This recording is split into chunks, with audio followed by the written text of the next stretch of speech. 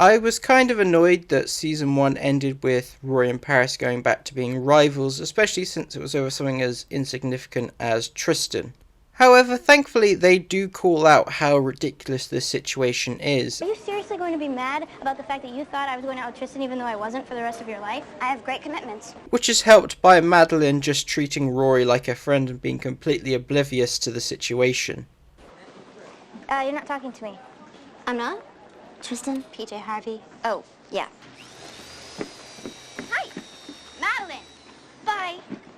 Paris is now less of an annoying antagonist and more of a comic relief where we make fun of her absurdity and obsessions with certain things.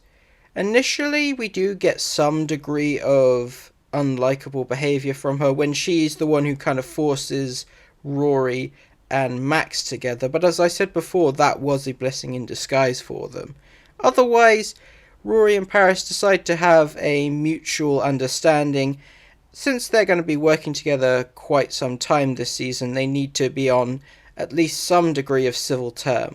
And why are they working together exactly? Well, as set up in the previous season, they're now working at the Chiltern newspaper, the Franklin, which is a major stepping stone in their career goals of becoming journalists.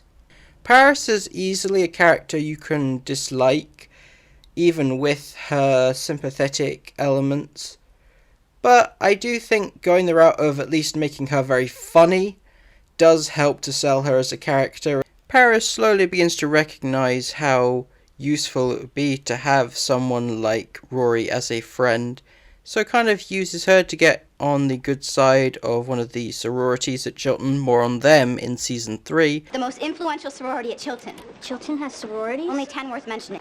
That's how you look when you've just woken up? Yeah.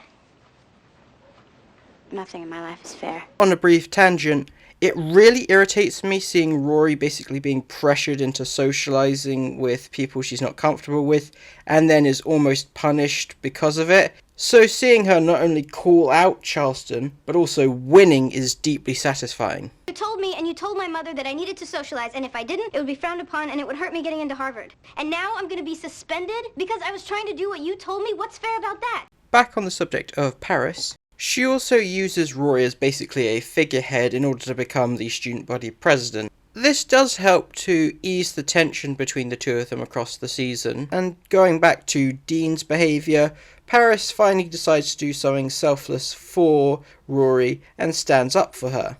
It's my fault. What?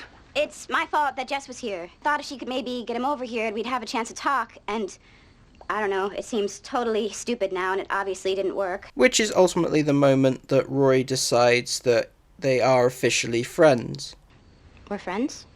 I'm not sure if there's an exact definition for what we are, but I do think it falls somewhere in the bizarro friends-ish realm. So all in all, not necessarily the best relationship, but very few are in this show.